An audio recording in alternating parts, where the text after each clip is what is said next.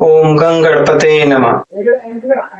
दोस्तों, आपका स्वागत है राघवेंद्र एस्ट्रोवाणी में। आज हम चर्चा करेंगे अपने ग्रहों की और ग्रह स्वामियों की बारे में।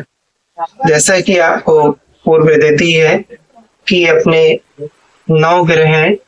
9 ग्रह में जिसमें सूर्य, चंद्रमा, मंगल, बुध, गुरु, शुक्र, शनि, राहु, केतु, ये 9 ग्रह हैं।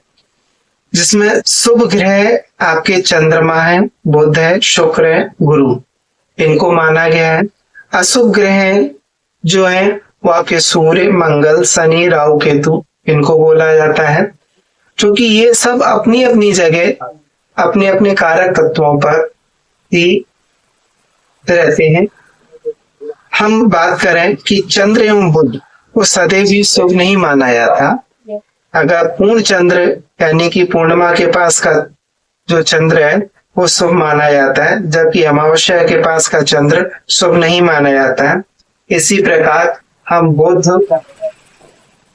अगर शुभ ग्रह के साथ हो तो शुभ होता है, और यदि अशुभ ग्रह के साथ हो तो वो अशुभ हो जाता है।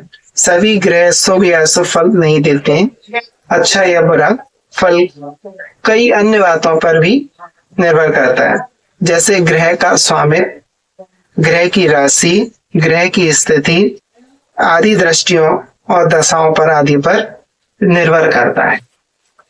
इसमें हम जैसे बात करें सूर्य का प्रभाव, सूर्य अगर हम एक एक ग्रह को ऐसे विश्लेषण करें तो थोड़ा वीडियो लंबा होगा, लेकिन मैं आपको संक्षिप्त में बताता हूं।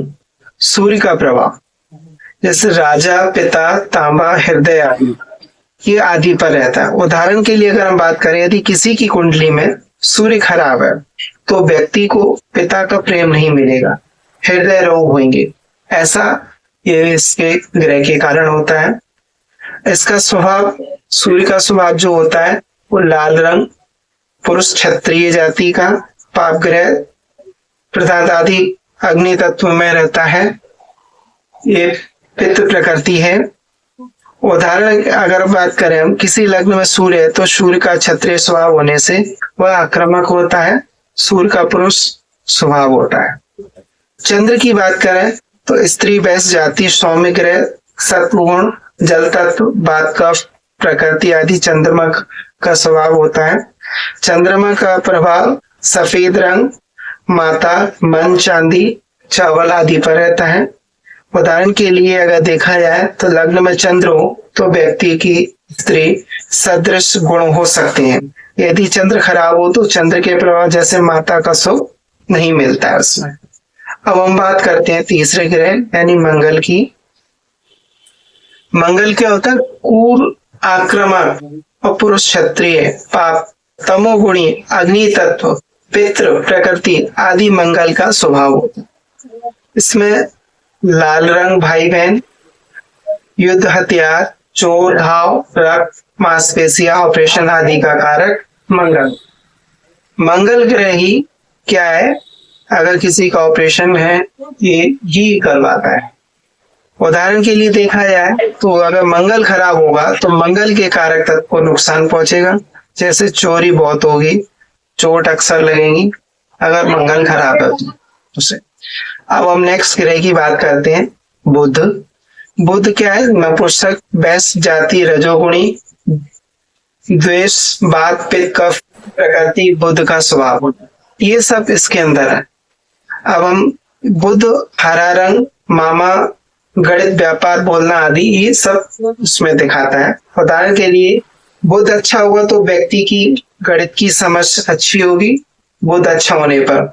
अगर इससे उल्टा बुध खराब होता है तो गणित समझने में मुश्किल होती है, और ऐसे में बेहतर होता है कि विज्ञान की जगह कला की शिक्षा ग्रहण की जाए किसी व्यक्ति को ये समस्या है तो।